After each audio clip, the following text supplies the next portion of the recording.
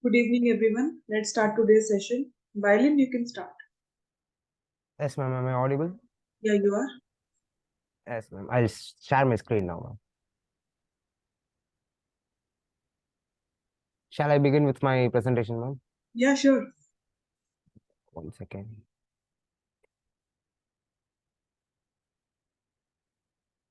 Yeah. Okay. Yes, a very good evening to everyone seeing my presentation and to the panel member who is here. I'm Byleen Janet Troy and I'm doing my Hack with a cybersecurity internship. And the task given to me is about checkpoint certified pen test associate. The word certified and pen testing, it's totally different for us, right? It is a usual word for the people who are in cybersecurity domain, but for people who are just aware of this domain, it is a little new and maybe a vague for learning and so on. Let me just tell about these concepts in a very easy and short manner too. And let me just get into the intro section so that we'll know the agenda and we'll follow it up too. This is the agenda which will be followed throughout the session. First, we'll be saying about ethical hacking, associate certification, and then the penetration testing and the key principles of ethical hacking, penetration testing methodology, and the real world scenarios, legal and ethical consideration, risk and challenges, the roles of checkpoint certified pen testing associate, and finally, we'll be having the question and answer session. And before getting into the entire concept of the ethical hacking or maybe entire concept of the pen testing and so on, let me just give you a brushing up by the hook story so that we can understand this concept in a very easy manner about the pen testing in a particular. And this is basically a situation which happens everywhere, right? Everyone will be having a computer, and the computer may have a software too. And the hacker wants to hack it, and he'll be doing it by thinking. It is what happens in an unethical way.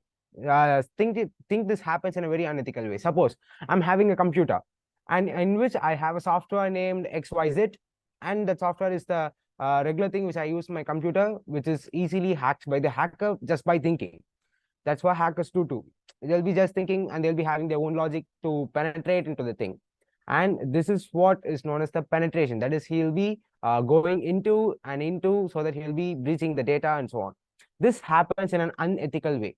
Ethical and unethical. It's nothing but just following the rules is not what is known as the ethical. That is doing for the organization by following the rules and terms which is signed and so on. Unethical is what is done for their personal benefit or against the law and against the rules and so on. So this is done in an unethical way, which means it is done by breaking up the law and so on. Now, in contrast, I have another situation too. See here, this is the situation where I have the exact same pictures with one little thing changed. There I have a term named pen tester. Pen tester is not officially a word, but I just made up for you to easily understand it though. Here, the hacker, that is the person who's there, is just trying to penetrate into the software. But what happens here? He'll be following the ethical way. That is, he'll be following the rules. He'll be sticking to the rules, not to steal your data, but to check whether the software is working in a perfect way. And he'll be just thinking in the perspective of the hacker. And he'll be trying to penetrate into the software. And if it is penetratable, what he'll be doing is he'll be just modifying the software such that no other one can break it into the way, software in the way what he did to. And that is what a pen testing means. That is, he'll be testing by thinking in the perspective of the hacker, and he'll be hacking the software which is created by his own organization. And if it is hackable, what he does is he'll be modifying the software such that it never happens again too. That's what is known as the pen testing and pen tester. And let's get to the next slide now. And ethical hacking. Ethical hacking is nothing but it's known as the penetration testing. Basically, penetration testing is nothing but we'll be just looking into the application. We'll be trying to hack it, not basically hack. Hack, what I mean here for ethical hacking is he'll be doing it for his organization to build it up in a such way that no one can ever break into it again. And it is also known as the white hat hacking. Let us all see about these in a further slides and so on. It's the ethical hacking is nothing but the thing which is done to find out the weakness of the malicious hacker and to exploit them. We'll be catching up those hackers and so on. We'll be working against those illegal people who are who hack the things for their own benefit against the laws and so on. And the vulnerabilities will be found maybe in an application or maybe in a network or maybe in a computer system and so on. This is what is known as ethical hacking. Hacking in an ethical way, that is sticking to the rules and so on. These are the roles of the ethical hacker. He'll be just assessing the vulnerabilities in the systems and networks. He'll be strengthening the security based on the vulnerabilities, what he did on this network. And he'll be protecting the data which are really sensitive from the unauthorized access or maybe the cyber threats and so on. Cyber threat, what here is, imagine a hacker just attacks the database of the huge organization. What happens? The data will be breached, and what is the use for the hacker by breaching the data? He can also use it in a many illegal ways. He can sell the data to others, or maybe he can blackmail that organization regarding the data, that I'll be selling you data for this money, so give me this money and so on. In such way, the hacker can do things. And he'll be, the role of the ethical hacker is to contribute a better and safer society for the people to have a perfect cyber life and so on. And it will be they people, the cyber, that is the ethical hacking people, serves as the first line of defense against the cyber attacks and data breaches. Of course, they'll be laying the first layer so that it is unpenetrable, that is impenetrable and so on. And so that the people never, the hackers can never get into it. The illegal hackers can never penetrate into the application and steal the data and so on.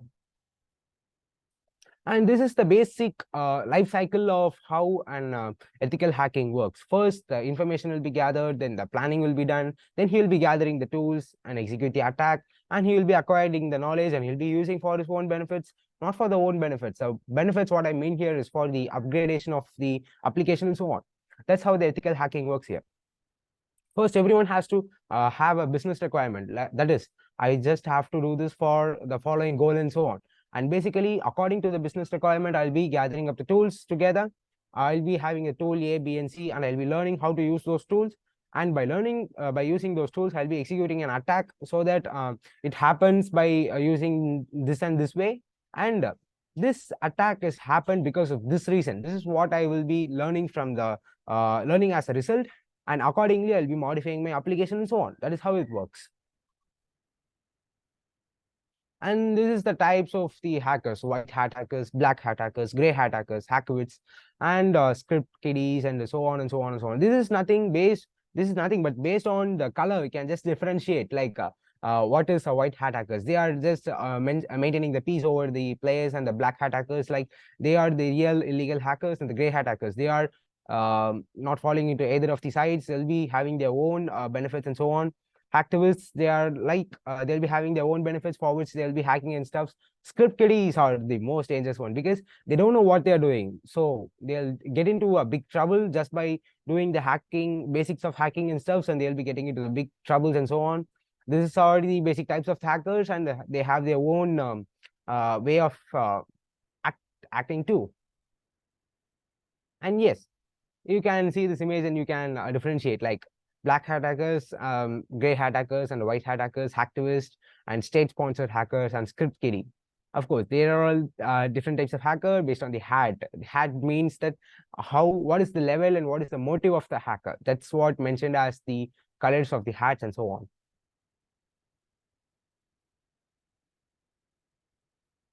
And yes, is ethical hacking legal? Of course, yes, ethical hacking is illegal because legal in the sense they are hacking with the support of the government so that they can develop this framework of the government by providing a better security features and so on. So of course, ethical hacking is illegal. It is an authorized access is given, and it gives us the security enhancement, and the legal framework is just built and informed and responsible. They inform the people so that this is what I'm doing and this is what will be happening and so on, so that the better outcome will be given by the ethical hackers too. And we all should know what is meant by a certification. Certification is nothing but a solid proof of what we know. That's what a certificate, right? If I'm doing a course from the website XYZ, and I will be receiving that I have completed a course named this from the website XYZ, it just tells me that I have a solid proof of my completion, and I can just show my completion certificate to everyone to let them know that I am just good enough in this skill and so on and so on. In such way, the Checkpoint Certified Pen Test Associate certification is something which is given to the people who are good in pen testing and so on, and the certification is given in such way so that they can just show their skills of penetration testings to people of their own field or maybe the different field to show their knowledge to others. And what is the importance? It demonstrates the proficiency. Of course, it is what done by every other certification which is given. It just gives us the confidence for us to show our skills, not by just sitting and typing and so on, just by giving the certificate to the people so that they can understand what we know and what we can do to the company and so on. It validates the ability to conduct the authorized penetration test ethically. It just shows that I know to do the penetration test in an ethical manner, that is in a legalized manner. It is what given. And it provides the credibility and trust for both organizations. Imagine if I'm just approaching a company without any certification, I'm just telling them I know this and this and this, they'll be just like, he's just full of words, and where are his actions? And such actions can be given by the certifications nowadays. I'll just show him my certification. I have done this and I have done this and I have done this, so that the company can understand, oh my god, he's really talented and so on, so I have to hire him. It's what the companies today work to. So in such way, the certificate plays an important role even in the domain of the penetration testings and so on. So having a penetration testing certificate is really important for going a step ahead, maybe the advanced certification in cybersecurity and ethical hacking. And these are the key principles of ethical hacking. That is, the consent. Ethical hacking is connected with explicit, and the permission must be gathered, so that to whom should we ask the permission? Maybe to the owner of the system, or maybe to the network owner, so that they'll be aware that this person is doing this thing in a legal way. If someone else doing in not in legal way, we have to arrest him and so on. Legality, of course, that is what I told about it right now too. The ethical hackers who are just on the boundaries, who are on the law and adhering to the relevant cybersecurity regulations and legislation, will be working with the government for the sake of the government to enhance the security layer. This will be avoiding the unnecessary consequences and so on. That is what the term ethical just demonstrates you here too. And responsible disclosure, they will be having their own responsibilities. They will be discovering the weaknesses of the other things which they found, or maybe the vulnerabilities, and they'll be working over it. And these guidelines should be followed in a very strict way, so that the balance would be done in a very good way too, so that they won't be getting deviated, or maybe they won't get any distracted by any other purposes too. And these are the 6 steps of penetration testings. First, they will be preparing, construct an attack plan, select a team, determine the stolen data type, perform the test, integrate that report results. First of all, we'll be preparing whatever the thing is. We'll be just preparing at the first, and then I have to have a skeleton of what I'm going to do, the perfect blueprint, so that I can just follow the blueprint to execute the things. Then I have to select a team. Why is it necessary for me to have a team? Suppose if I found a vulnerability over there, which is not possible for me to solve it, I'll be asking my teammate to do that because he or she may be proficient enough, or maybe skillful enough to handle that, or his role is to handle that. And determine the stolen data type. What is it? Is it really necessary for me to know the data type? Of course it is. If it is a text document which is encrypted in a better way, we all should know that it has a better data into it, which must be secured well enough. And perform the test. We have to perform the test so that we can know whether this is vulnerable to any such attacks and so on. And based on that test which we done, we will be generating the reports too.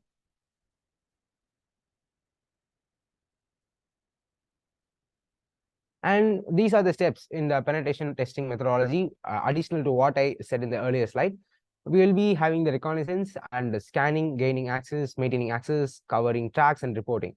These are much similar to what I explained in the earlier slide. Reconnaissance and scanning just means that we'll be looking into the other, looking into what the app can do and what it does in the past and what will be doing in the future if I do this and so on. And gaining access, by having the access, I can access it in this way. By not gaining the access, I can break into this in this way. And I will be covering all the tracks which I pass through, and at last I'll be forming a report. And this is the responsible approach which I earlier explained, that he'll be having the very responsibility laid on his shoulder to maintain the client's confidentiality and not disclosing any kind of sensitive information to unauthorized parties, so that it won't be a big trouble to the company or maybe the person who acts there as the ethical hacker. And it is not possible for me to show a live demonstration of doing the penetration testing. Instead, I have some screenshots to show you that this is done by me, and this is nothing but a DOS attack. DOS is nothing but denial of service. I'll just explain what is denial of service in a very easy manner. Suppose we being the clients, and we have one particular server. Just name it as, let me just take a popular server named, okay, let me just take Facebook or Instagram. But it's not possible for the Facebook and Instagram to get attacked by such attacks, because it is well proficiently done websites too. Okay, let me just take a website name XYZ. We all just sending request to the website name XYZ. What happens if a hacker from another place wants to spoil the reputation of the site name XYZ? What he'll be doing is he'll be sending n number of requests in faster rate. That is, he will be sending requests to the website in a very faster rate. So what happens is, at a particular time, the website gets overloaded, and the way the website accepts the request will be temporarily stopped. What is the advantage for the hacker here? What is the output or benefit for the hacker by doing this? Of course, there is a huge benefit. Suppose, what happens if the Instagram didn't work for a single or 2 or 3 minutes? Maybe all the users will be like, oh my god, why this is not working? Why this is not working? Big chaos will be formed, so that the reputation of the total website will be spoiled in seconds. That is what this DOS attack is. Such DOS attack is just performed for experimental purpose by using this Switchblade tool. The tool which I used here is known as Switchblade, and it is nothing but it uses the URL where I have loaded my own server's IP address with its port number, and these are the number of connections which I wanted to create. I wanted to give 30,000 requests to the particular URL which I gave, and the connection rate is 10,000 requests per minute, and the timeout is 1,000. After 1 minute, I have to stop all the requests, and this is how I just made the attack to be done. And you may ask me, what is this URL and where did you get this? This is nothing but I just made it through the Amazon AWS. By starting my own instance, I had my own IP address and I had my own port number. And what I did is, I will be starting a putting mission, so that I'll be putting my IP address, and I'll be starting my own mission. That is, I'll be having my own server mission with me, so that for performing this for a demonstration purpose, I used my own server mission and I flooded it using my Switchblade tool. And how this is related to penetration testing? Of course, what I did here is penetrated the website by flooding the website with n number of requests, that is 30,000 requests. And how did I overcome it? Of course, it is really simple. I just had a time limit between each request. That is, I will be sending one request. After maybe 5 seconds, I can receive the another request, and so on, so that the website won't get flooded in an easy way. That's how I just penetrated it, and I just layered up the security to the next level. That is how the security of the penetration testing works here.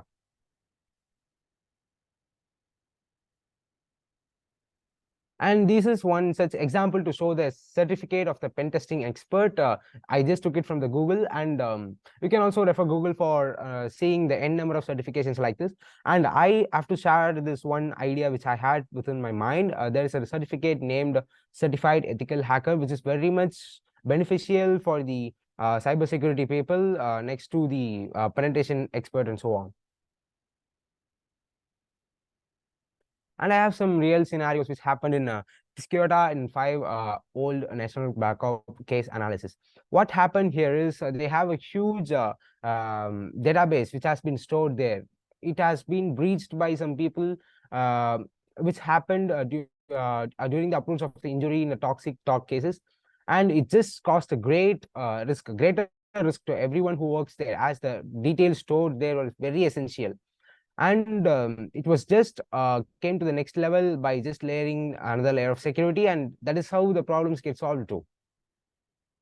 What is the positive impact of ethical hacking? Does ethical hacking give the positive impact to the people? Yes, of course, because it just enhances the security posture of the organization and just protects the every sensitive data of the customers who wants the data to be kept in a private manner.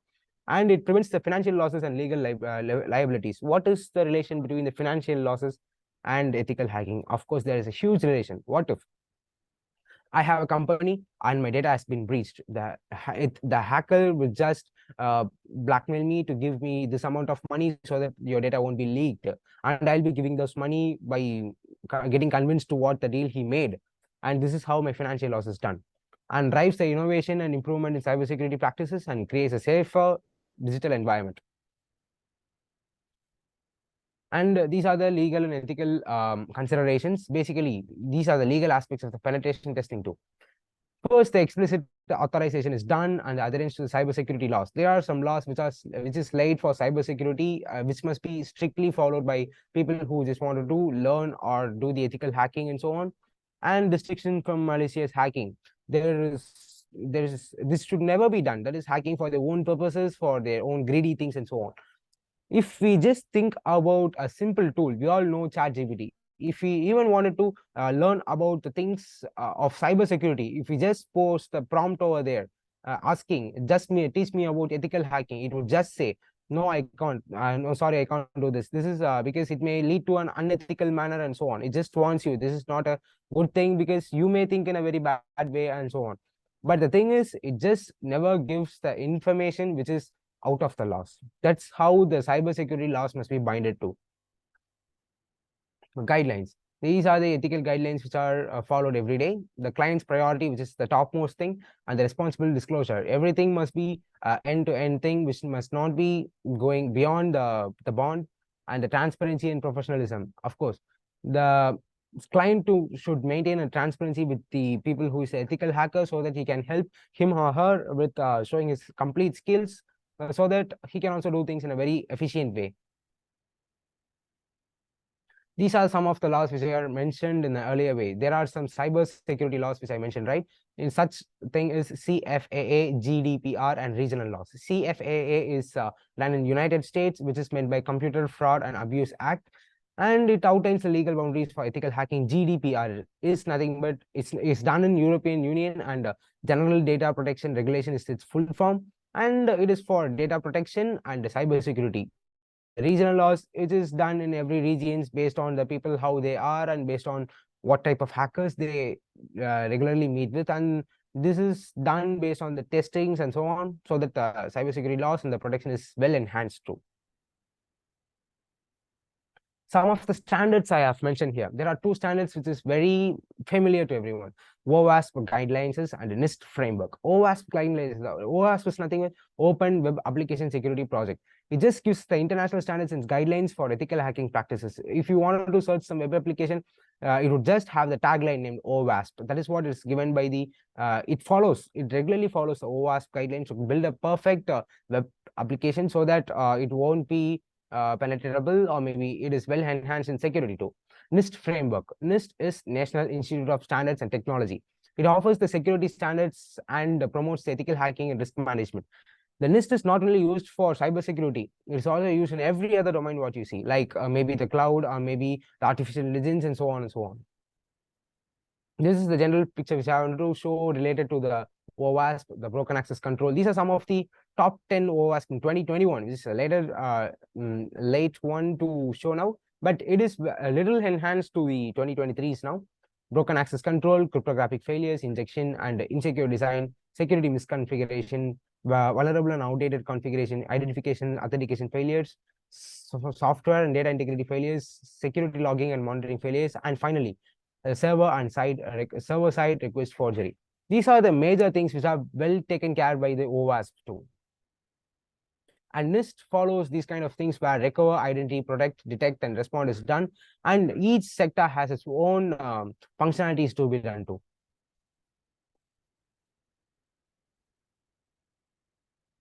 Risks in ethical hacking.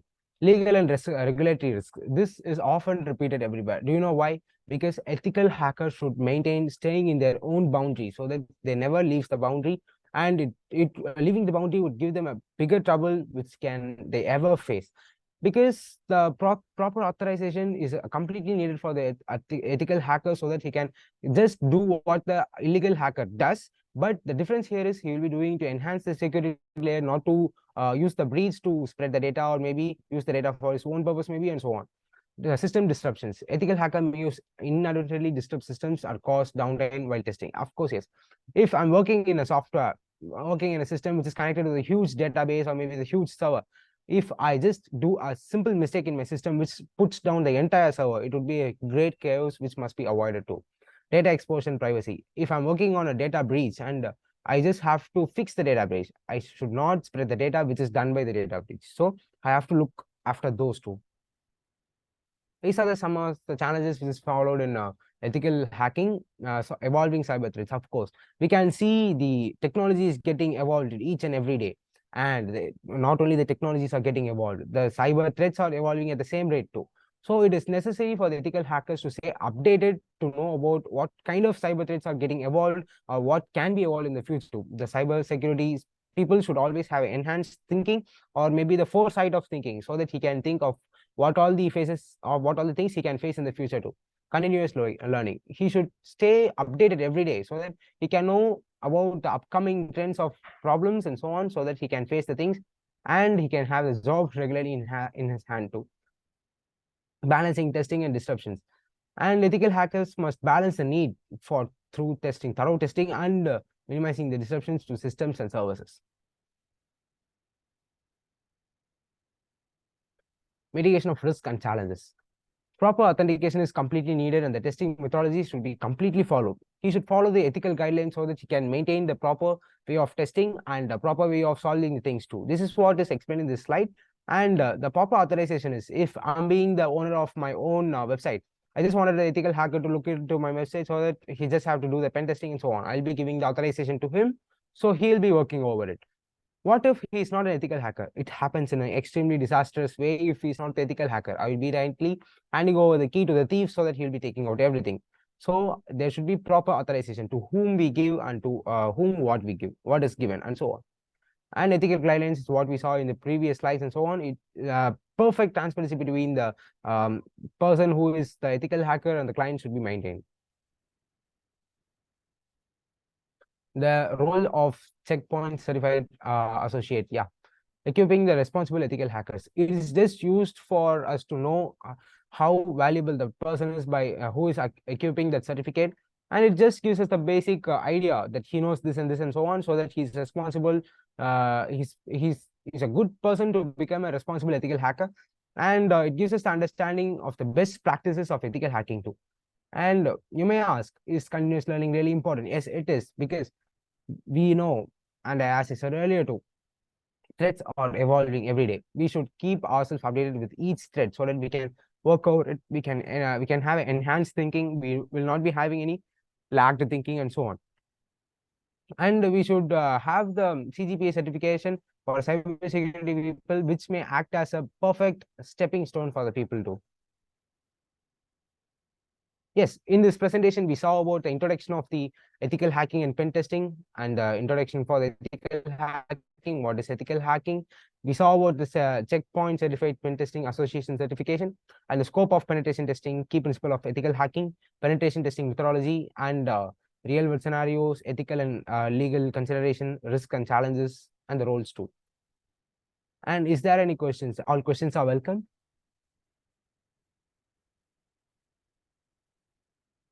And these are my contact details. If there is any query, you can just contact me through this mail ID so that I can reply every queries.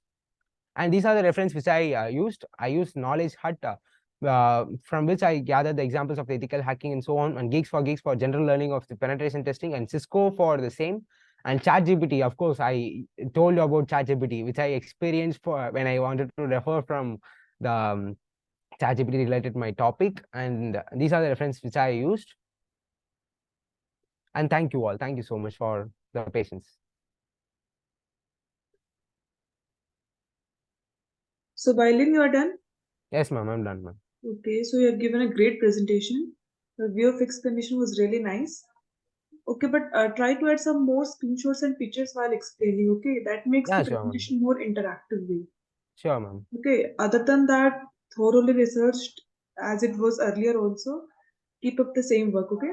Sure, ma'am. Sure, ma'am. Thank you so much, ma'am. You can stop sharing your screen. Yeah. Ravina, Yes, ma'am. you can start.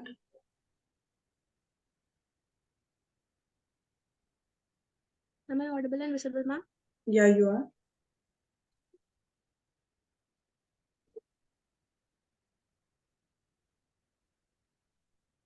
Is my screen visible? Yeah, it's visible. Thank you.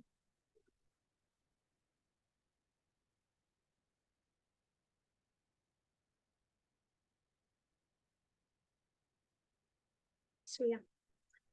Good evening, everyone. I'm Ravina. I'm a BTech IT student and currently working under Hackweather's limited internship program in the web development team. This is my sixth presentation, and the task given for me is to give an introduction about technical analysis.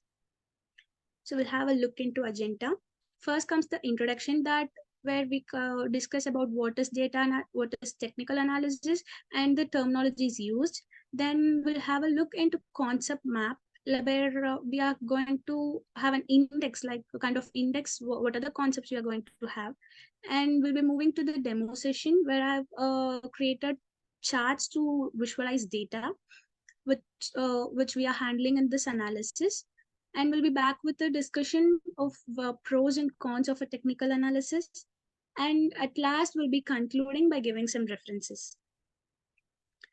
So first, what is technical analysis? So this is a great definition, that a method of analyzing and predicting stock movements based on past market data, primarily price and volume. Excuse me. So technical analysis is simply predicting the future price of stock by having a past stock movements. So which gives the clear view to investors and traders where to invest without any risk. So that we are the technical analyst can give a confidence to the investors that they are competitive in the fast-paced financial world. So that is the technical analysis actually means. So the terminologies used are high, low, open, close, and volume. So the words itself says their meaning, that high is the peak price of a stock in a particular period. The same opposite is that lowest price during a period, that is a stock's lowest price. And open is the starting price of a stock in a day trading, and the close is the ending price of stock in the day trading. Volume is the total number of shares or contracts traded. So that is volume. So this is the concept map that we are going to discuss the three major topics, that is types of charts, support and resistance, which is one of the most important topic, and the trends. In the types of chart, there are many other chart types, where we are discussing the three main charts, that is line chart, bar chart, and the candlestick chart. And in the real-time scenarios, candlestick charts are used mostly. So that's why we are having a deep look in that candlestick charts, where the representations and the types of patterns. And support and resistance, we are going to see what is what and their role reversal as well. And in trends, it is a simple concept where we have three types, that is uptrend, downtrend, and the sideways trend. So moving to the first topic, that is charts. So we all know that chart is an visual representation of historical price data. So chart is basically a data visualization. In this technical analysis, it is used to visualize the historic price, from which we are going to predict, from which we are analyzing the patterns and trends, and which will be helpful to predict the future movements. And the charts can be drawn manually, and there are lots of other softwares to generate charts nowadays. So in this, the first type is the line chart, where it is made up of a single line, and the line chart only focuses on the closing price. It neglects other attributes like open, high, low, to avoid any noises, like it doesn't give any complex patterns. So from this, we can clearly understand what is how the stocks are moving. So it is simple and easy to understand format. Bar chart, so it is also called as OHLC chart, where it is open, high, low, and close data with bars. It is not not same as the usual charts, where we have bar charts like where we have x-axis like x-axis lengthy, but in this we have a line where we have two stripes there. Will be discussed it later. And in bar chart, we can also have price and volume, also plot price and volume. And with this, we can predict the patterns, support and trend concept, which I have mentioned. And we can customize it according to how we want, like daily or weekly or monthly views. So it is, as I mentioned, unique data chart types. That is, it is not as same as the normal bar chart. So this is how the bar chart is represented. That is, the straight line mentions the range of a stock in a day. That is low to high. It is the total range of a stock in a day. It may be a day or month. That is to up to our wish, that how we are plotting. And the left side line, horizontal line is up, or sorry, open always, and the right side line is the close. So here we have a left side line which is open and right side line is close. So only difference is that in the first diagram, open is higher than open is higher than close, where in the second diagram, close is higher than the open. So this is the difference between these two diagrams. So we'll be moving to the candlestick chart. Candlestick chart is composed of three parts, which is body, wick, and color. So body represents the open and close range, and wick is a so body is a thicker part, and the wick is a straight line. It is a line which represent the high and low values, and it have a color where it mentions the market movement. So in the next point, I mentioned that green or white means up and red or black means down. So the chart may be in the combination of red and green, green and red, or white and black. So the green or white is showing that the trend is in up, whereas the red and black is showing that the trend is in down. So as the bar chart, it also gives the ability to recognize the patterns, trends, and the support and resistance. And it additional to that, it also spot the market sentiment, like how the trader can manipulated by the thoughts. So that's the market sentiment. And key for trading decision is like it is the candlestick chart is playing the major role nowadays in the technical analysis. So this can be represented as, so in this, the blue part is the range of open and close, and the wick is the high and low representing it.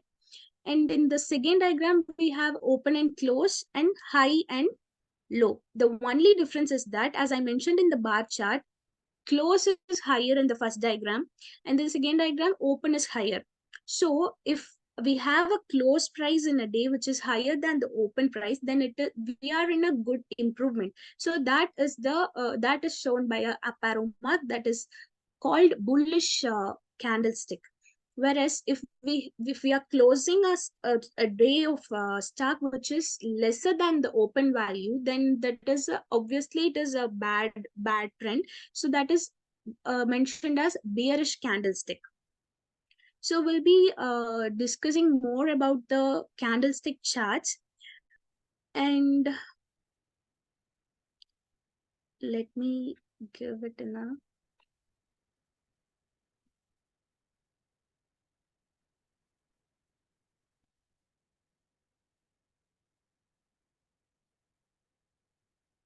one sec. Yeah.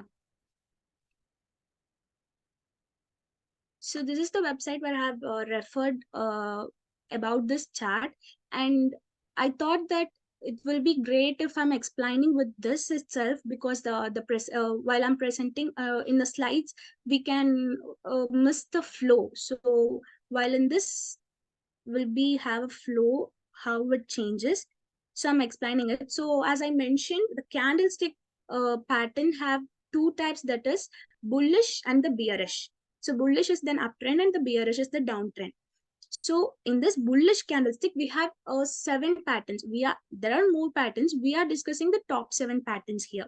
So the first one is the hammer candlestick pattern.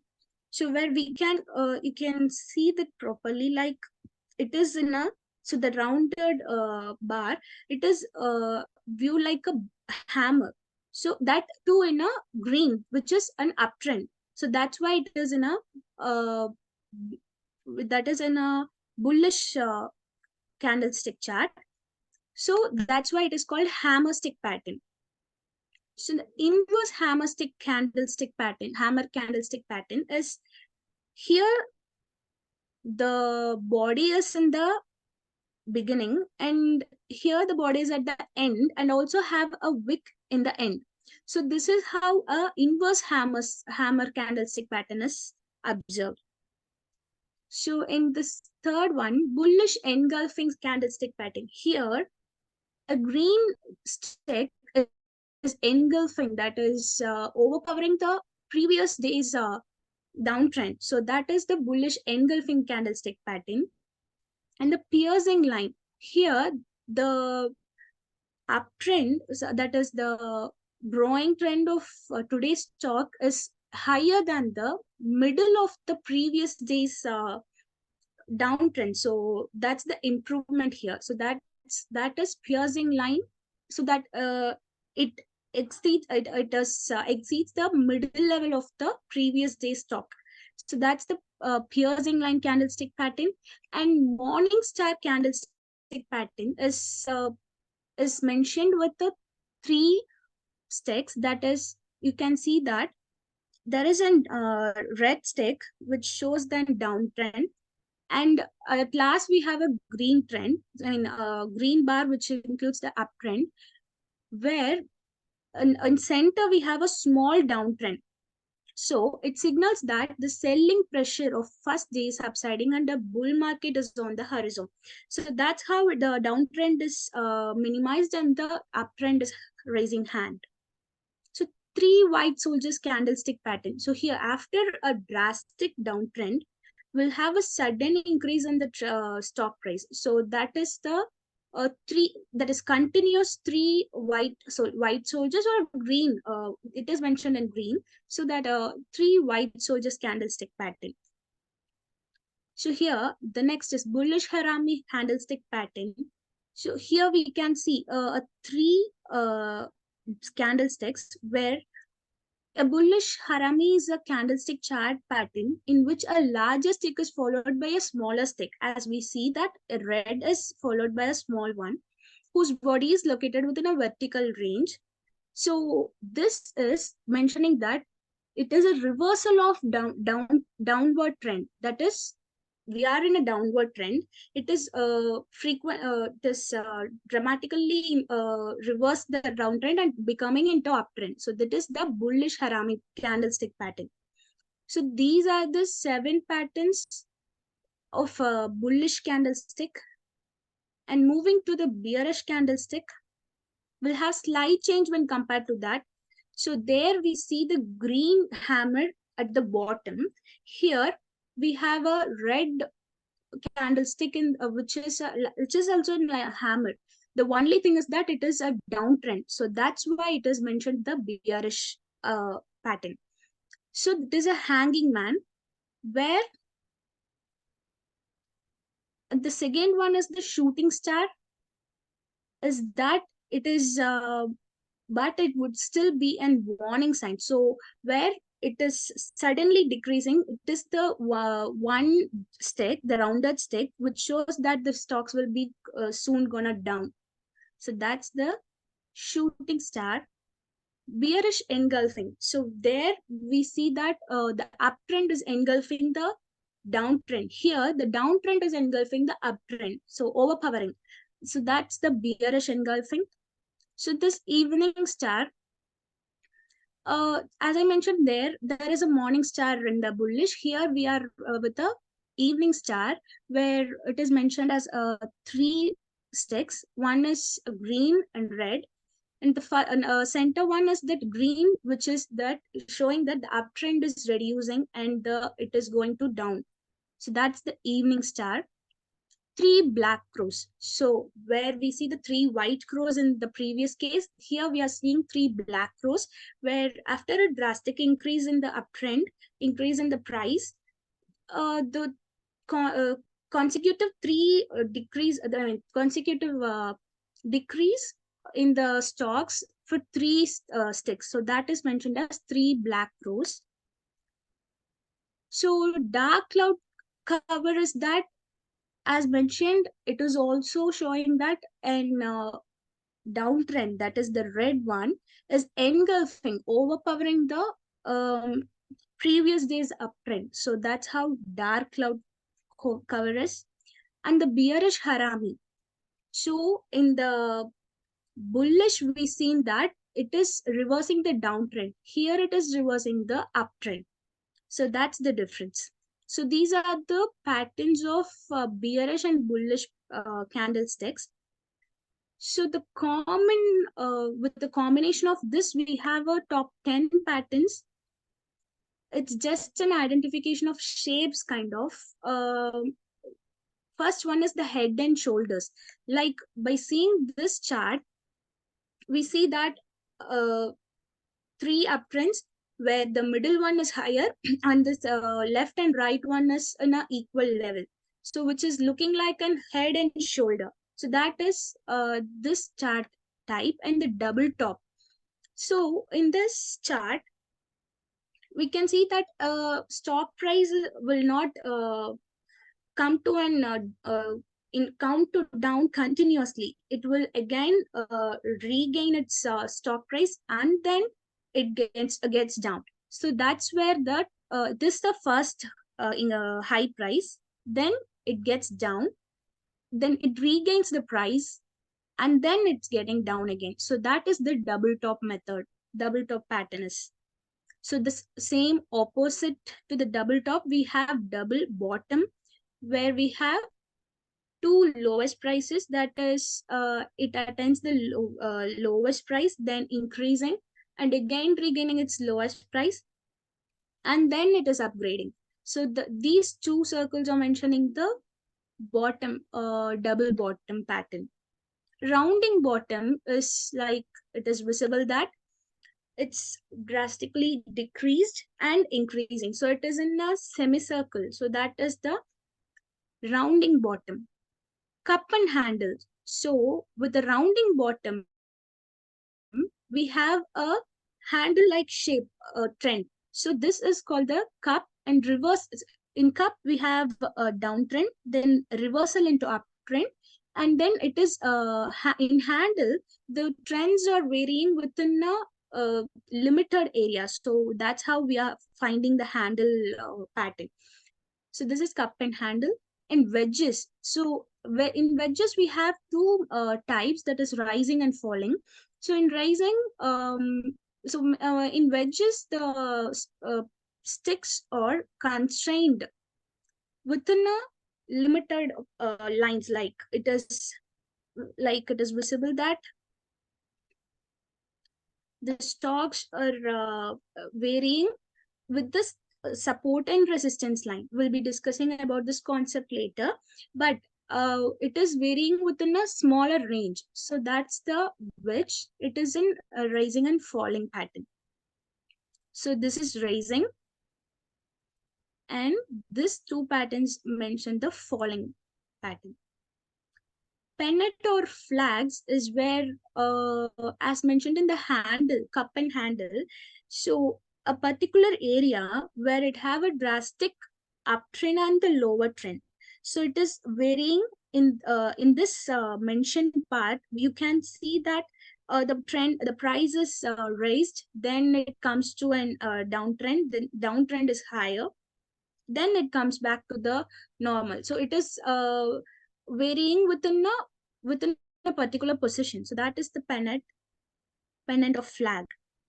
Ascending triangle is nothing but it is the uptrend, that is uh, smaller. What the ascending means, that smaller to higher, right? So the stocks are rising day by day. So that is mentioned in ascending. So descending is the opposite, like it is from highest value to the lowest value, that is high price to the low price. So that's how descending triangle is. Symmetrical triangle is somewhat in a state where both we can have uptrends and the downtrends. So this concept, ascending, descending, and the symmetrical triangle will have a connection with the trends topic, which we are going to see and in later. So yeah, that's how the patterns can be drawn in the candlestick using candlestick charts.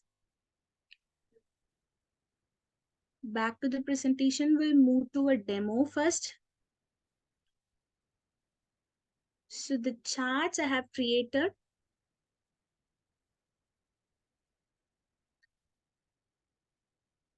So I collected data set from the Yahoo Finance, and it is an historical data of Apple stock. And I plotted line chart, bar chart, and the candlestick chart for that. And I filtered according to my wish as where the data, where the lines are clearly visible, where the high and lows are clearly visible. So first in the line chart, so I made this chart in a Google Sheets. So for line chart, I filtered the dates with a particular range of last month and from the last month to till date. So that is how line chart is plotted, and it is plotted as the date versus close and volume. Actually, a line chart supports close values, but if I remove close, I mean I remove volume, then there is a little tiny changes. So I have added the volume as well to mention the clear view of the stocks variations. So that's how line chart is plotted. So in bar chart, we doesn't have the bar charts as we seen in the presentation, that is like a single line and with the horizontal lines. So I have just mentioned a normal histogram chart. It is not available in this sheet, so I'm going with this. So here I filtered volumes just by manually clicking 2 to 3 like 5 to 10 volumes, and plotted it against date end. In the candlestick chart, I just again filtered in such a way that I get just a few x-axis, that is.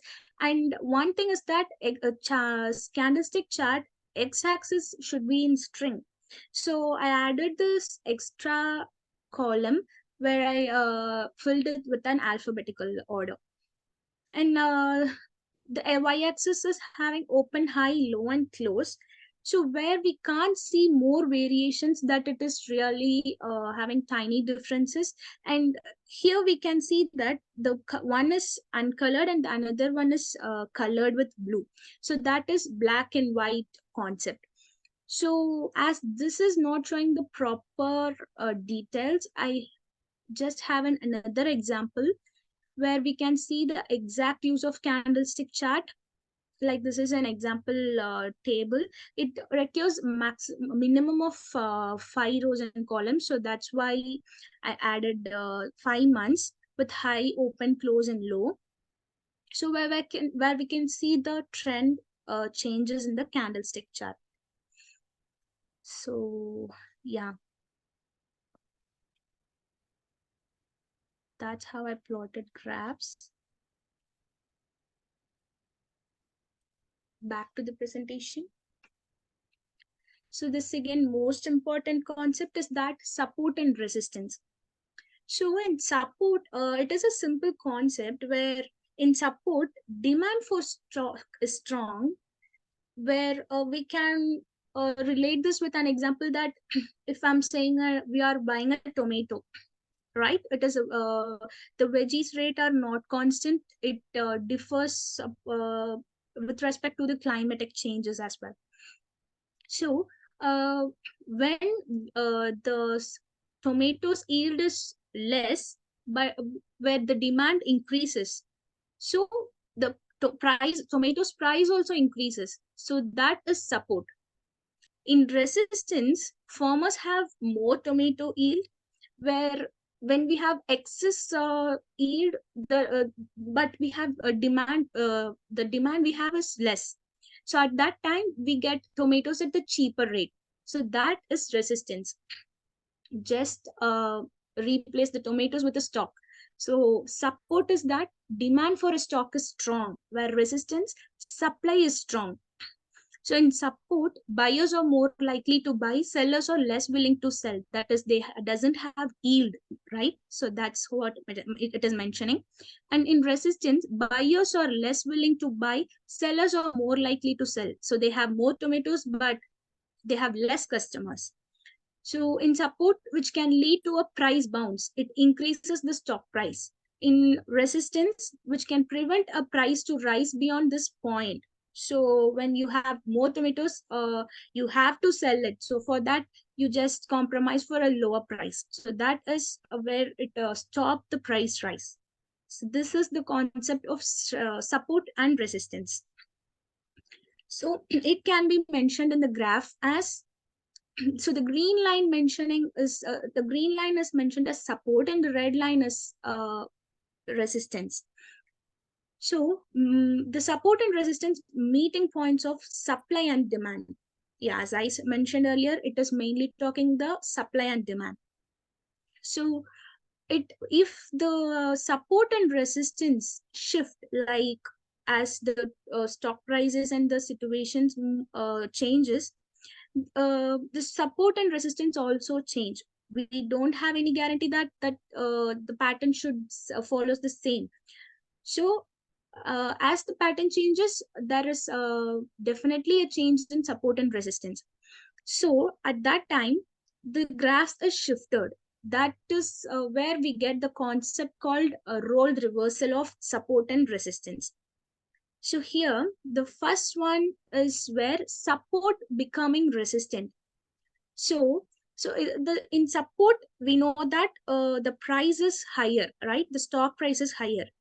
If it falls, if in case it falls, then it becomes resistance, right? So in the next one, resistance becoming support. So in resistance, we know that the prices will like it stops the price rise. So simply it is having a low rate for stocks.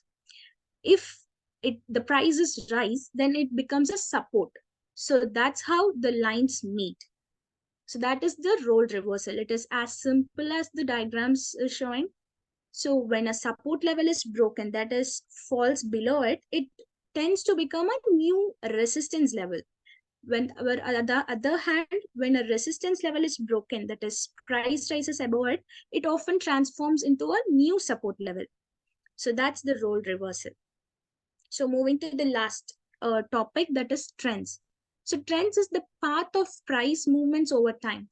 So as we see in so many charts now, we don't have to look more into the trends. We already know that what is trends, like how the pattern is. That's it. So it is defined by markets peaks and troughs. Like in a simple word, it is like a mountain. So we have peaks and troughs. The trends can be of uptrend, downtrend, and the flat trend.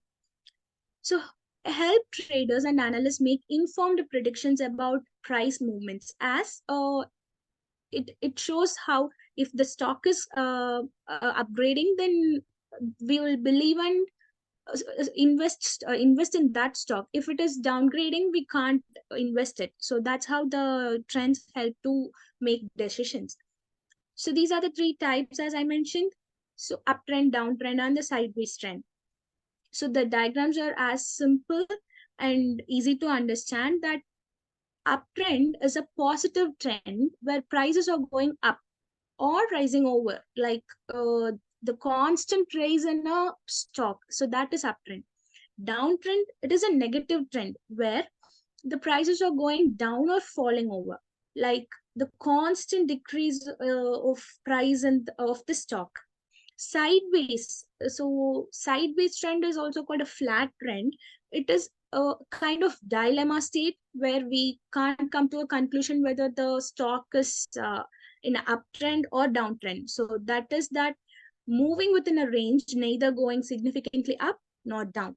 So this is the sideways trend. So the pros and cons of technical analysis. They have both strength and weakness. That is, technical analysis can be applied anywhere. It recurs everywhere. Like starting business. Like if you're running a business, it do requires it, because you should be in a track how your business is, whether you're gaining profit or loss. So how can you change your business tactics? So uh, not only in stocks, you even for a small business, technical analysis is required. So direct approach, they directly approach the previous past stock prices and come to a conclusion to predict the future. And also they have a clear look on demand supply and predict the price, like how the demand and how the supply is. Then with that we can come to the price conclusion. And the support and resistance concept, where we have with the demand and supply, we automatically come to a conclusion of support and resistance, right? So whether the price is increase or decrease. Entry and exit points is that the loopholes they know, like even that's the difference between a normal person and a technical person. Like a normal person can't know even the charts. He knows to read the charts. uh, just reading the charts will not make you success. You have to have prior experiences, like know some loopholes as well. So where to invest and where to get back your money. So that's the entry and exit points. So the weakness is assumption not accurate. So even for them, it is not sure that the pattern follows the pattern which we are using, which we use to predict is will follow the same. It may change, it must change, because it depends on many other factors. So the assumption not accurate, and ability to deep dive is missing. So no, we can't get into deep details. Like it is fast paced, right? Nowadays the finance world is a fast paced. We can't get in, we didn't have time to time to analyze. With that time the stocks trend has changed. So that is how we didn't have much deep knowledge of analyzing stocks. Open to interpretation. So it is like different thoughts. So if a chart is given to two different analysts, they give two different scenarios and they build two different scenarios. So it depends on how their experience and how they read the charts. So it's like a half full or half empty cup of coffee. So that's the open to interpretation. And too late. So technical analyst can be criticized for a latent trend, like he or she should be in up to date with the news as well and the trends as well. So if not, they will gonna lose the position in the market, I guess. Always another level. So like we have read the chart, and when we have an second thoughts, like we'll wait, we'll hold on, then we'll see the second next year and we'll invest. So at that time we'll lose the opportunities. So that's the weakness as well. That's one of the another weakness. So this is the pros and cons. Yeah. So the references I have used are the websites. These are the four websites I've used: Five Paisa, Enrich Money, Centerpoint Security, and IG. These four websites are really useful and gained like frame. It helps me to frame the structure of my presentation. And the YouTube videos I used to plot graphs. And in the fin school, the where I have explained charts, the BRS and bullish charts, they have their own videos uploaded in the YouTube called the fin school channel, where they have articles, and for that parallelly they are uploading the videos. So it is really useful. And the other two are used to plot the charts, and the data set I have used for the chart uh, data visualization is from the Finance Yahoo, and the data, as I mentioned, it is Apple's historical data. So that's the references. Open to question and answer session. And for further queries, you can contact me through my mail. Yeah, hope no questions. Thank you. Thank you, ma'am. So Ravina, you're done? Yes, ma'am. Okay, so it was amazing presentation. Everything was up to the point. Thank you. Nicely explained demo as well, nicely researched as well. So it was great. Thank you. I will give your feedback on your email, okay? Okay, ma'am, and one more thing is that I'm trying to schedule my presentation, but it is scheduling for the sponsored ad that I have received about for continuously 3 to 4 days now. Even now, I'm the topic assigned is Introduction to Technical Analysis, but the presentation was scheduled for 16th October's market analysis. So kindly check. I have also informed in mail, but I have this still same problem. So can you kindly check it and update in my intern tracker website? Okay, but I didn't understand. Ma'am, Present. the topic, the task I was given with this Introduction to Technical Analysis, ma'am. And after that, I received a sponsored ad called like analysis of market analysis for the 16th October day trading. I guess it is a website.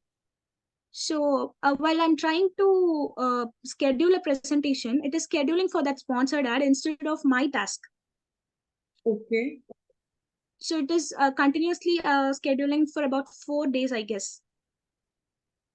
Okay. On which mail you have mentioned your query? Can you tell me the mail ID? Both the support at hackweather.in and the director at hackweather.in.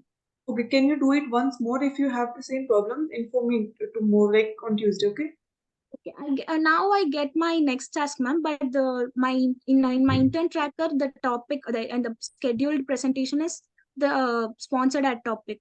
While you're uploading my marks, can you kindly change the topic? All right.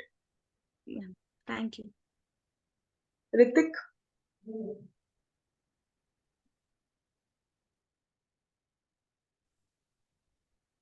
You can start.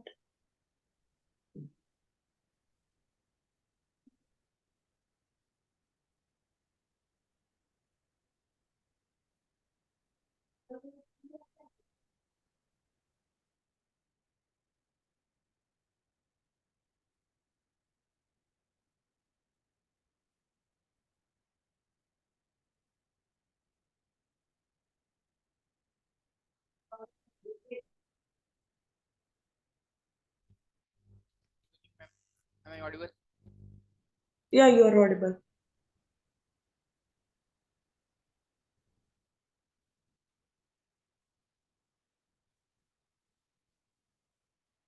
Good evening, ma'am. My name is Ritik Srivastav. Today I am.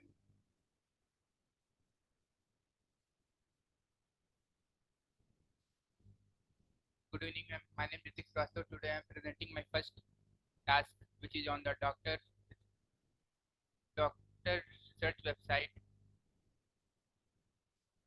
So, what is doctor search website? So, doctor search website is all about a patient can search about the doctor on their name or specialization or their experience or what area they belongs to.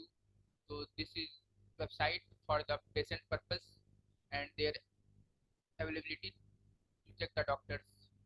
What is the advantage for this website? So the advantage is patient can find the nearby doctors and they can also find the available date of the doctors for which patient can take their appointment. And next they can also find the experienced doctor, like some patient want to go with only experienced doctor for their services. So patient can also find the experienced doctor on this website. So next, to start with, we have used for the front end, we have used the Figma framework. So Figma is an interactive GUI designed to, in this, we create our design and then using the Locofy AI tool, we convert our design into the HTML and CSS code. So we have used the Locofy.ai to convert our design from Figma to the HTML and CSS code. So this Locofy, what done, its work is to convert our code in our preferred language. Like it can convert into React Native, HTML, CSS, Next.js, Vue.js. It can convert our design in any of the framework, and then we can apply the backend logic to develop the application. So I have created the image, and then I use the lookify app to convert it into HTML and CSS. So let's talk about what is the HTML. So HTML is the basic building block of a web page. So HTML gives the structure to the web page, and the CSS we use to design a web page, like to give color, font style, spacing, and like all other tools to look the website better. So after this, I have used the SQLite database. So I have created the doctor database in which it has 6 columns. So first one is serial number, which is primary key of the table, which is used to represent every doctor unique. So there are 5 attributes for each doctor, which is its doctor's name, doctor specialization, doctor's area, doctor experience, and the date availability. So like first doctor name is Aman and his specialization is I, then his area is in Delhi, then his experience is of 10 years, and then his day of availability is Monday. This is all about my database. So let's talk about server.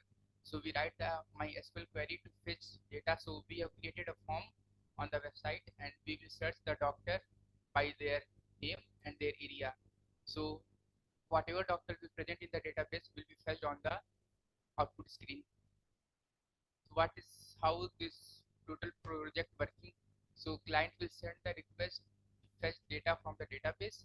Like client will give the doctor name and doctor area for which they are searching, and then it will go to the server. Then server will contact with database, and if server finds the corresponding doctor with its area, then it will return the required output to the patient screen.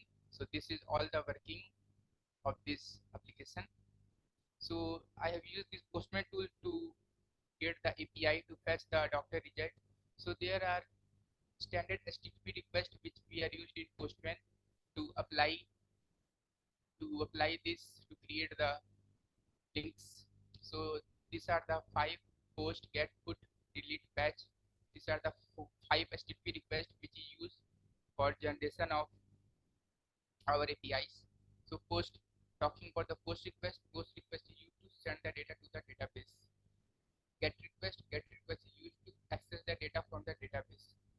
Put request is used to update the data from the database. Delete request in HTTP is used to delete the data from the database, and patch data is used to partially update the database. So let's move on to the deployment phase. So deployment is the key requirement of the web development. So through deployment, we can share our project to the users, and we can deploy our project to the cloud by configuring, installing, and maintaining the infrastructure of the software component. So through deployment, we can create and accessible our project to the users. So all the references which I used from the YouTube and Google. So let me show the project demonstration. So firstly, I am showing this Figma app. I created this design, and after this using locofy.ai plugin, I have created this HTML and CSS code. So this is my website which I have created, and now I can write the doctor's name. So this is my database, doctor's database, and the doctor's name is, let's say, Aman, and doctor's area is Delhi. So let's search by the name. Doctor's name is Aman and doctor's area is Delhi, and when I search, and I will get this, its name, specialization, area, experience, available number of days, all this data about the doctor. So let's see, others is Raghav and area is Mumbai. So let's search by the next doctor name, Raghav, and Mumbai. So this is the doctor fetched. So if we search for any doctor which is not in there in the database, so in such cases we will show that no doctor found. So let's say I am searching for the Vikram which is not in our database. So I search, and it will show the no doctors found. So this website is very functional website. So if I want further any new data to add in our database, so we can do so. So let's add a new data to our database.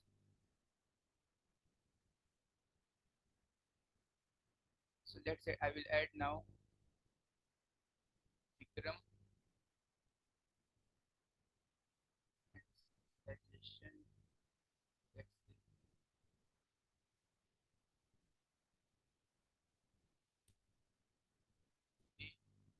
Experience is 7 years. The label is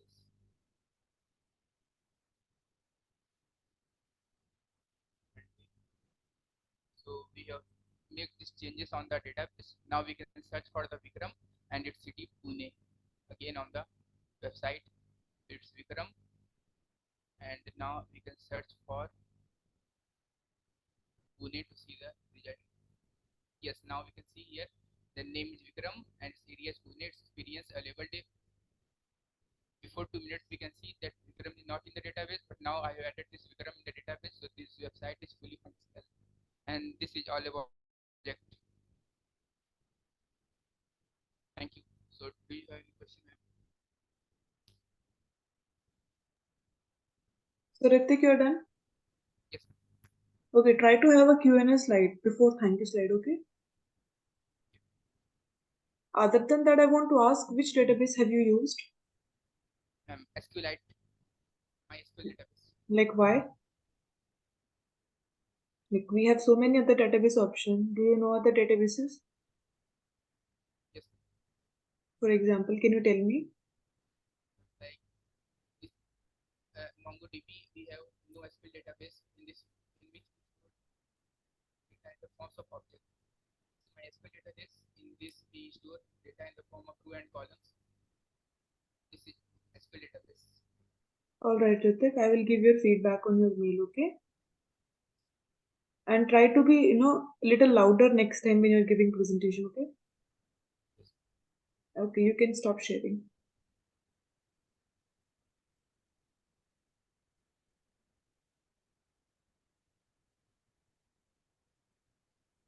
Pushpak,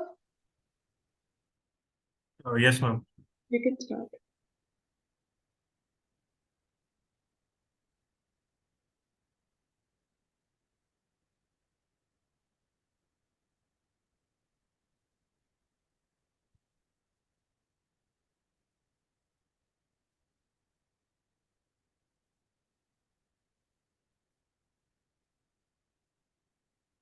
Good evening, everyone. I'm Pushpak Suryawanshi from Machine Learning and Deep Learning Group. And today I'm going to deliver a presentation on the topic reading data from CSV file and plotting candlestick pattern in Python. So let's start with the presentation. So these are the contents of the presentation. First, we'll look at the task and the aims and objectives of the task. Then we'll look at the introduction. Then we'll look about the what is plotly library. Then we'll look about the candlestick chart. Then we'll see the project workflow. And finally, we'll see the conclusion. So let us look at the task first. So the task was to read the data from a CSV file, which was which was from a Bank of Baroda, and we have to read that data from using Pandas library. So, and the next point was to plot the candlestick pattern using Python and using Plotly library to create a candlestick plot. So coming to the introduction. So with the help of this task, we'll see what is the candlestick chart first, and we'll unravel and see what are the tasks we have to perform to import the CSV file and perform various operations such as pre-processing or removing missing values or removing any inconsistencies. And finally, we'll plot the candlestick pattern. So why we have used candlestick pattern here? So first of all, candlestick chart offer a clear depiction of market sentiment. Means what, how is the market performing, whether it is rising or whether it is in downward trend. So market sentiment, calculating market sentiment is a very helpful with the help of candlestick charts. Second is to showcase opening. Showcase opening means the prices at which the stock market opens, or uh, uh, means upward trend, downward trend, closing price, high price, and low price. We'll see it in future slides. What are closing price, what is high price, and what is low price. So this pattern also helps us to anticipate market movements and make strategic choices. Uh, so with the help of this candlestick pattern, we can know what is the trend of the market, and accordingly we can take helpful financial decisions. And it can also help us to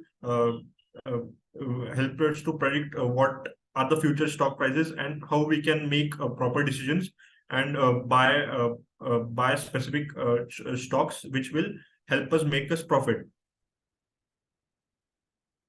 So talking about the Plotly library, so there are many libraries in Python such as matplotlib, seaborn, Plotly.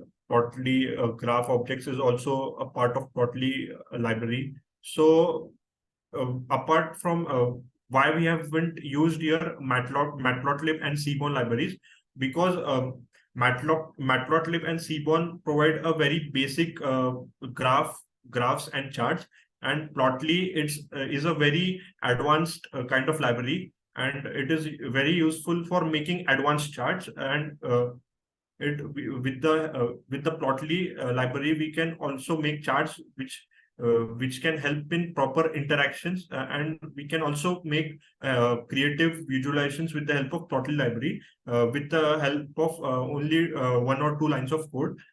So Plotly library has basically two sections in it. One is Plotly graph objects, and other is Plotly Express. So what is the difference between the two? So Plotly Express is a higher level interface for creating variety of visualizations quickly and easily, whereas Plotly graph objects provide a lower level interface for creating visualizations. Means Plotly graph objects, when we create graphs using Plotly graph objects, we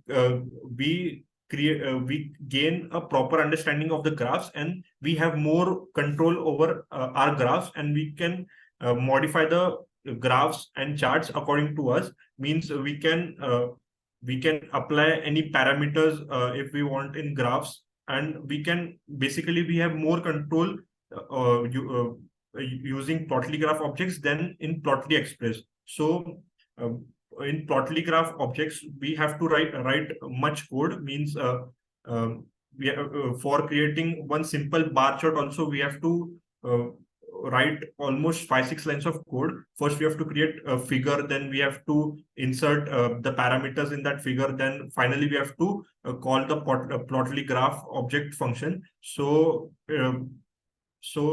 Plotly writing code using Plotly graph object is a very influensive job. And on the other hand, Plotly Express is a very simple tool in which we can plot charts using only 1 or 2 lines of code. So it is very simple, and with the help of Plotly Express, we can make advanced charts with a little piece of code, and using 1 or 2 functions only.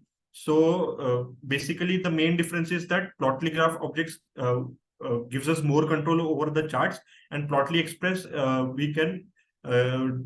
is a very useful for creating simple charts with a few lines of code.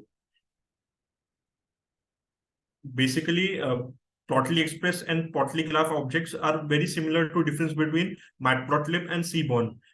As Matplotlib gives us more control over the charts, and Seaborn is a very higher level interface tool which is built over Matplotlib, and gives us more simplicity. And with the help of Seaborn, we can we can make charts with using a very 1 or 2 lines of codes. And difference between Plotly Express and Plotly graph objects is very similar to Matplotlib and Seaborn. So looking at the data set, so this is the data set which was given to me by Hackveda. So it was the data set which consists of details of a Bank of Baroda. Over the past 20 years, from almost from 2003 to 2023, it consisted of data. So it consists of data of stock prices of Bank of Baroda. So it consists of almost 6 columns, which consist of date, open, high, low, and close, and volume. So date means the date at which the stock prices were traded. Open means the price of the stock at the start of the day. High means the highest price of the stock at the during the day. Low means the lowest price of the stock during the day. Close means the stock price of the stock at the end of the day, and volume means the number of stock that are traded by the people during that day. So let us see what is candlestick chart. So the candlestick chart is a trading tool to visualize and analyze the price movement over the time for securities, derivative, currency, stocks, bonds, and commodities, etc. Also, candlestick charts are very great for detecting and predicting market trends over time. Also, they are useful for sentiment analysis of market through each candlestick symbols coloring its shape. So on the right hand side, we can see the candlestick plot.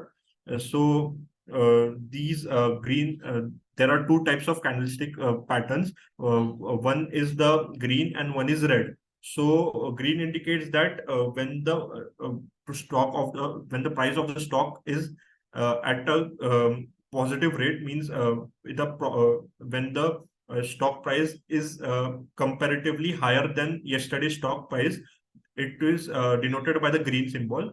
And when the stock price is negative, means is in the downward trend than the previous day, it is indicated by the red symbol. So we can see here in the green candlestick, the close value and the open value. So open value, obviously, if the stock is making good profit, or if the stock is in upward trend, the closing value should be greater than the opening value. As the opening during at the end of the day, the stock price should be at the higher price, should be in the upward trend than it was on the starting of the day. So we can see here the closing amount should be higher, so it is denoted at the upper side, and the opening price should be lower, so it is denoted at the lower side to indicate the profit. So on the other hand, we can see that on the red symbol and on the red candlestick, the opening price is at the higher price, and whereas the closing price is that at the lower side, which means that the closing price means that stock prices at the end of the day were low as compared to the stock prices at the start of the day. So this indicates the loss or the downward trend in the prices of the stock. So it clearly to depict it clearly, we have in the red candlestick, we can see it clearly that closing price is less than the opening price to properly depict the downward trend. We can also see here the lines are called as upper wick and lower wick respectively, to indicate the highest price and the lowest price during the day of the stock price. So this is an example of how exactly the candlestick pattern looks like. So this candlestick chart shows the data for Microsoft for the trading week beginning from 18th Feb 2022 to 14 to 18 Feb.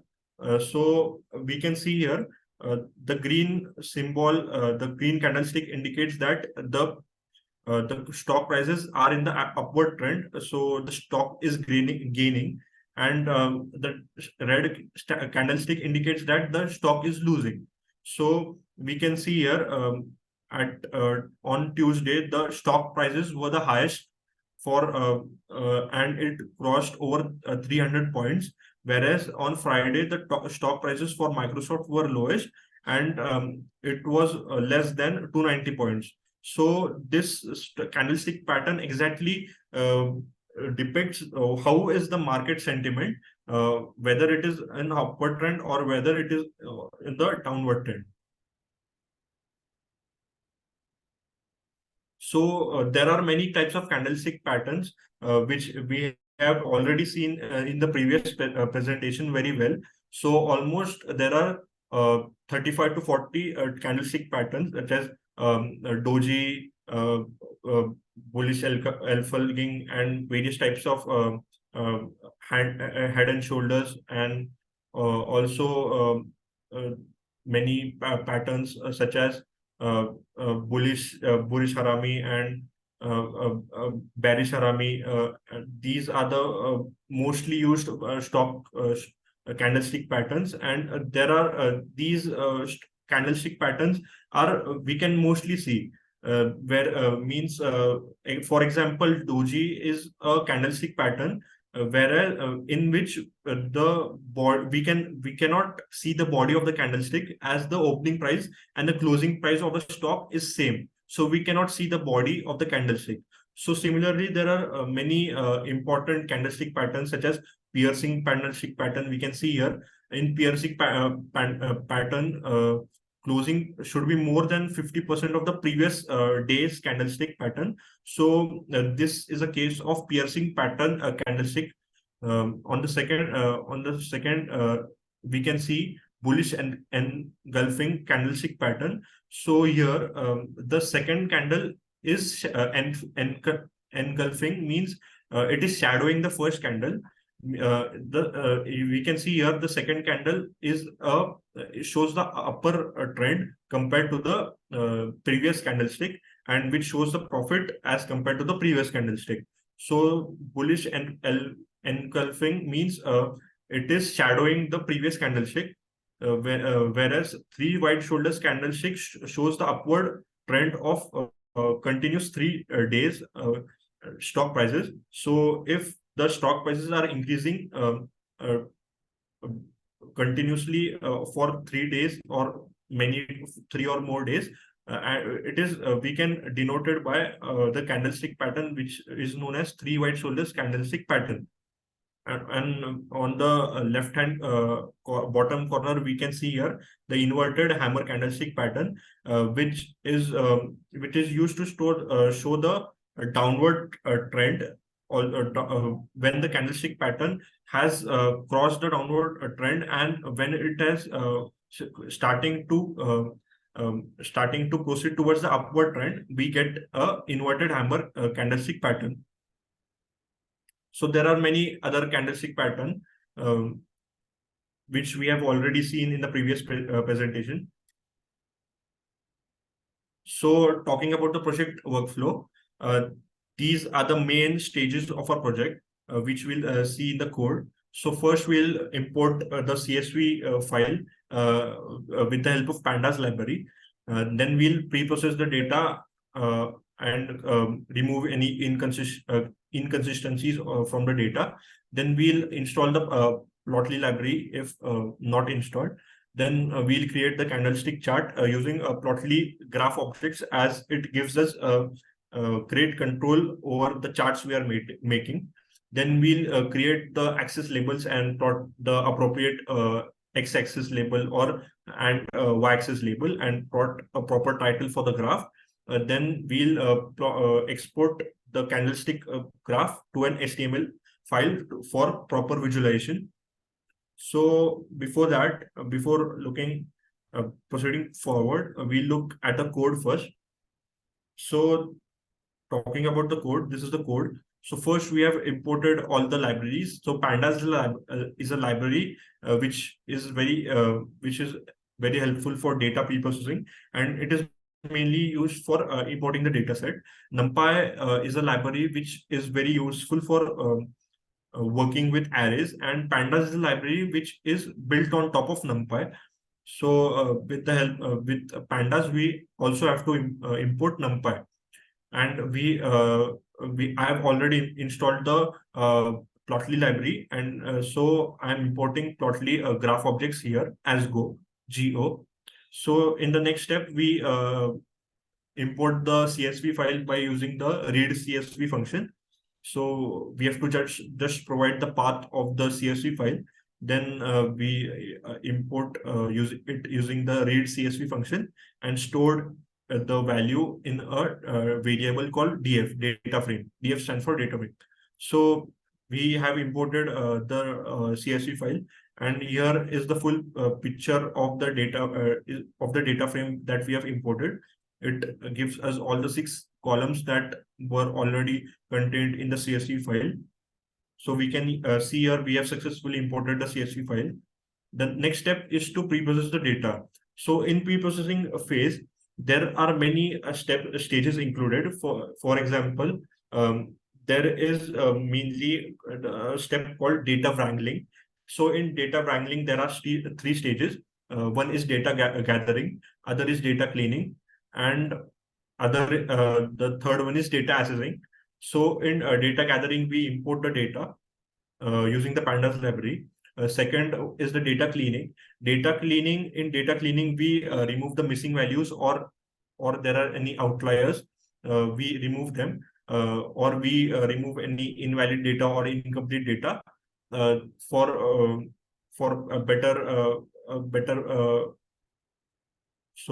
for a better utilization and for better utilization of the data frame, so there are not any inconsistencies in the future where we predict the model. So if there are any inconsistencies in the data, the graph that we are plotting will break in the middle where the value is missing, and we will get a wrong plot. So it is very important to remove those inconsistencies and missing values. So pre-processing the data is an important step in this in machine learning and deep learning. So we pre-process the data here. So in data asset, this was about the data cleaning. And the third step is data assessing. So in data assessing, we better understand the data, means what exactly the data consists of, how are the trends, and if what is the highest value, what is the lowest value. That we do using the .info function and .describe function, which gives us a proper summary of the data set. So after pre-processing the data, we do the EDA. EDA consists of plotting various charts and comparing the various features of the data set. So in this pre-processing the data, we have no missing values. So what we have done in this pre-processing phase is, we can see here the date column is while plotting the charts related to stock prices, the most important column which on the basis of which we create charts is the date column. So it is very important that we should take the date column and set it as the index of the data set. So we can properly better create the chart by using the x-axis as the date and y-axis as the features. So we set the index as the date column here. In place, we have here given as true. In place is equal to true means we have made permanent changes to the data set here. So finally, we plot the candlestick chart here. So as we can see here, while plotting, while making use of the graph objects, we have used here many lines of code. First, we created the figure, then we have updated the axis titles of the both axes. Then we have exported to the HTML file, and finally we have displayed the candlestick plot. So while creating the figures, we have to pass various parameters. what is the x-axis? X-axis we have considered as the date column. So we keep it as the x-axis. Then open means the open column of the data frame. High means the highest price of the stock price, which consists of the high feature of the data set. Low means the low feature, which means the lowest price of the stock price during that day. Close means the stock price at the end of the day, which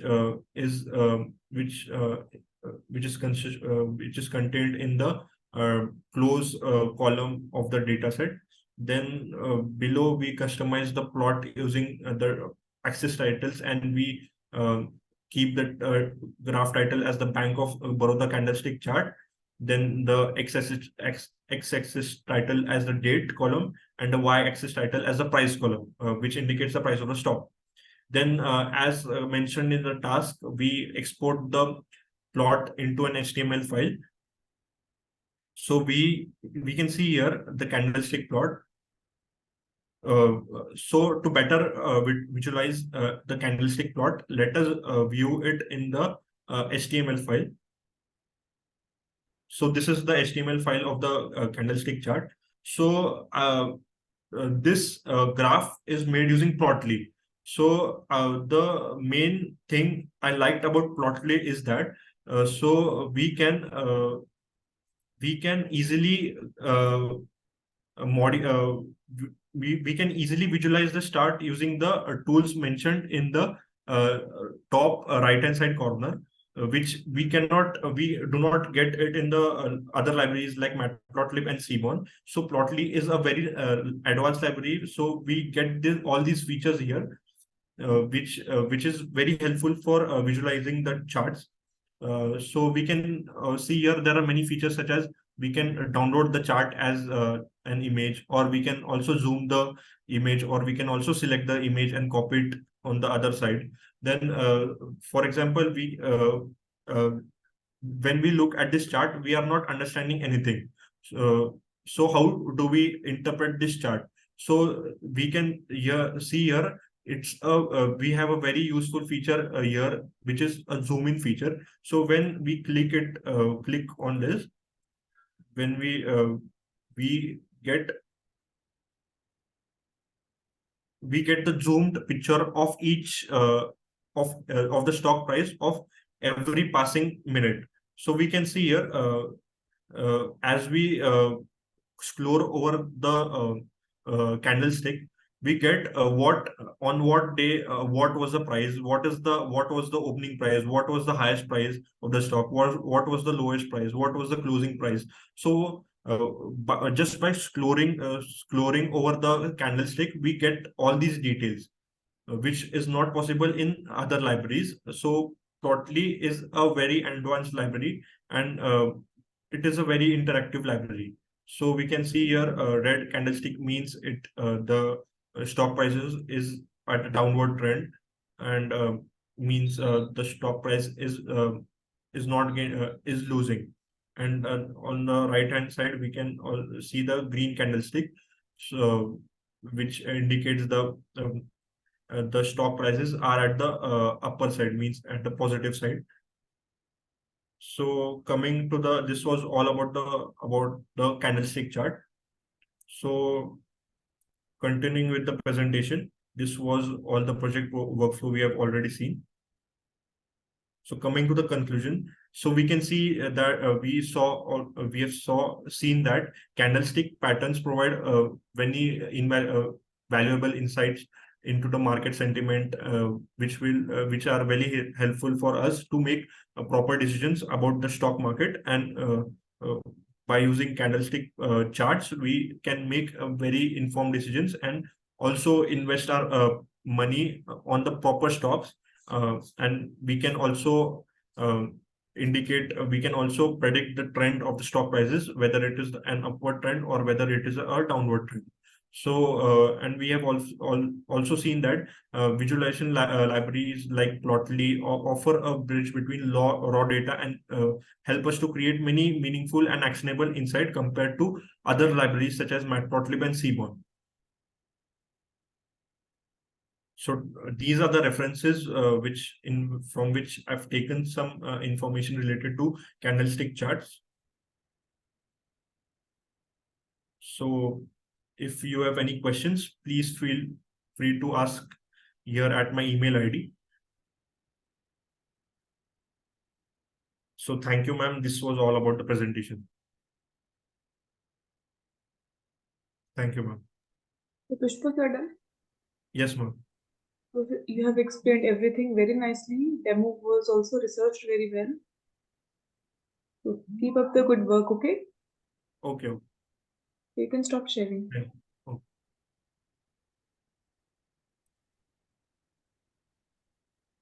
Thank you, ma'am.